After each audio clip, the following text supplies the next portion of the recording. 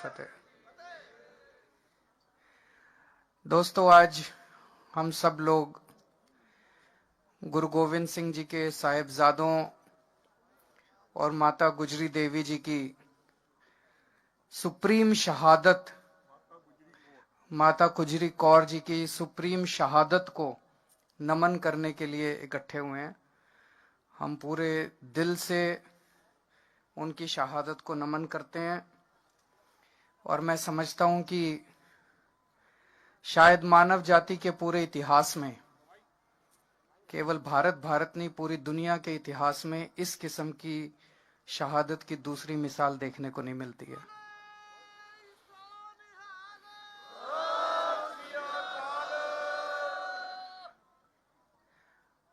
आज हमारे देश के किसान दिल्ली के बॉर्डर पे यहां पे आए हुए हैं। देश का किसान आज बहुत दुखी है। देश के किसान पे मुसीबत आई हुई है। इस टाइम हम लोगों को भी कितनी सर्दी लग रही है। एक जैकेट पहन रखी है, एक स्वेटर पहन रखा है, अंदर इनर पहन रखा है, मफलर पहन रखा है। आप सोचो, रात को जब इतनी ठंड हो जाती है, खुले आसमान के नीचे सड़क के ऊपर हमारे किसान भाई, माताएं, बच्चे पिछले 32 दिनों से सोने को मजबूर हैं। आखिर क्यों?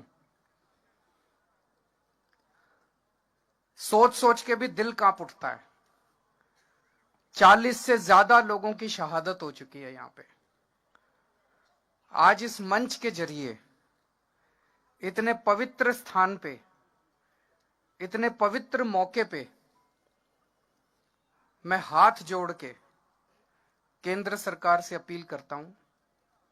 ये अपने ही लोग हैं, हमारे ही लोग हैं, हमारे भाई हैं, हमारी बहनें हैं, हमारे बुजुर्ग हैं। ये अपने ही देश के लोग हैं।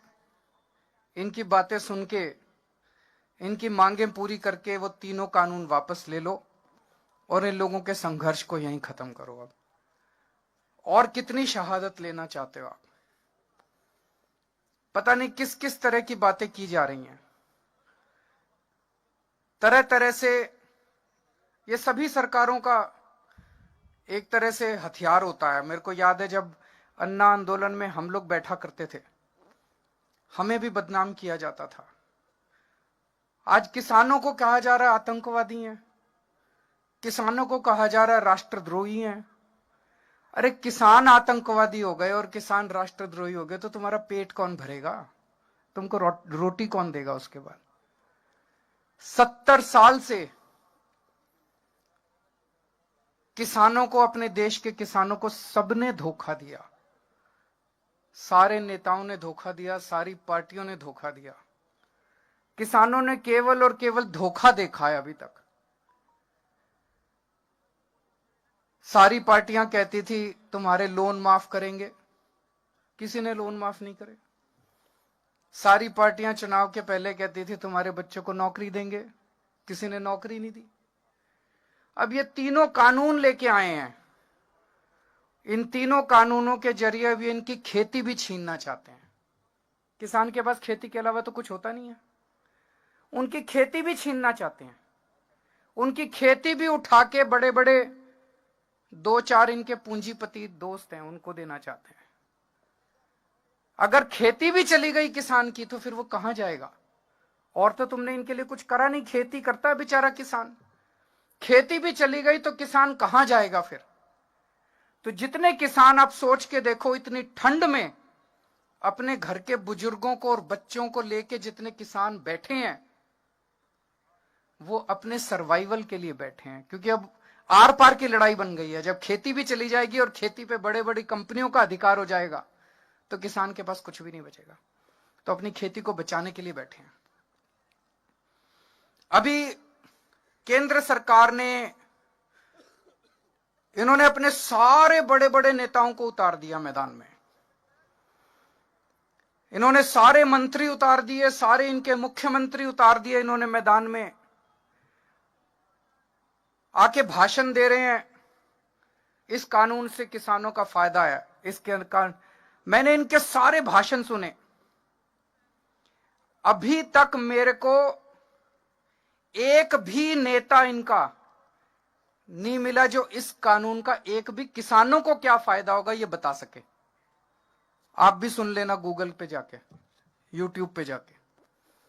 जितने ये बड़े बड़े नेता आते हैं सारे क्या कहते हैं? कहते हैं जी हम बताएंगे क्या फायदा होगा। बताओ जी।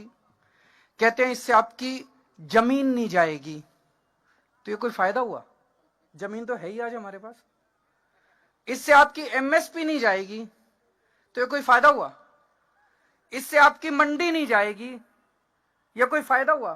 तो फिर कानून क्यों लाए हो? कानून फाड़ के फेंक दो। आज भी नहीं गई, कानून फाड़ के फेंक। तो इनको कोई फायदा नहीं बता रहे, वो कह रहे कोई नुकसान नहीं होगा, किसानों का कोई नुकसान नहीं होगा। तो फायदा किसका होगा? फायदा उनका होगा। ये साफ जाहिर है कि किसानों का कोई फायदा नहीं है। फिर एक फायदा बताते हैं, ये क्या फायदा? कहते हैं अब किसान मंडी के बाहर पूरे देश में कहीं भी अपनी फसल बेच सकता है।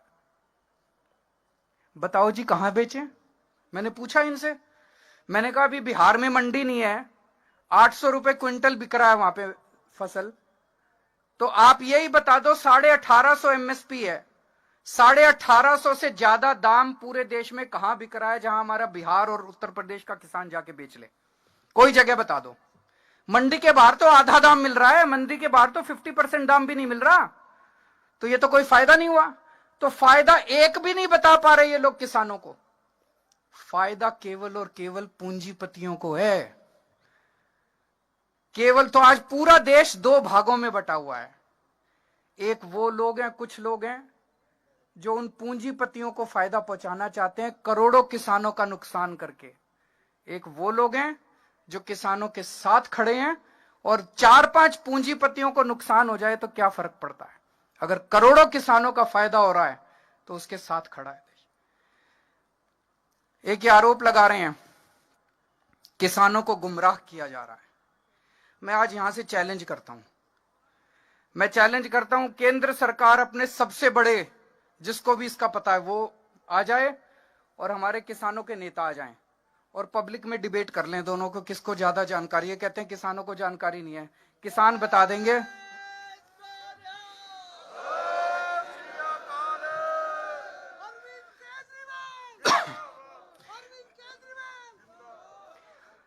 मैंने किसान जत्थेबंदियों के जितने नेता हैं, मैंने इनके भी सारे वीडियो सुने हैं।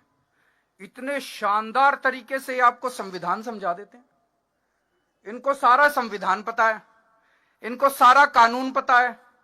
मुझे पूरा यकीन है जितना इनको पता है उतना तो इनके मंत्रियों को भी नहीं पता होगा। तो मैं आज चैलेंज करता हूं, एक बारी दूध का दूध पानी का पानी भी हो जाएगा कि इनके जितने, जो भी इनके सबसे बड़े मंत्री हैं, जिसको सबसे ज्यादा इसकी जानकारी है, वो आ जाएं और हमारे किसान नेता आ जाएं और पूरे देश के सामने आमने सामने डिबेट हो जाए। पूरे देश को पता चल जाएगा ये कानून कितने खतरनाक हैं और ये कानून कितने गंदे हैं। तो मैं आज उम्मीद करता हूं इस पवित्र स्थान से कि केंद्र सरकार और किसानों की शहादत ना करवाए। 40 से ज्यादा किसान शहीद हो चुके हैं और अब इनकी आर पार की लड़ाई है। जल्दी से जल्दी केंद्र सरकार इन तीनों कानूनों को वापस ले, एमएसपी की गारंटी दे, उसके लिए कानून लेके आए और अब किसानों का संघर्ष खत्म करवाए। बहुत बहुत शुक्रिया।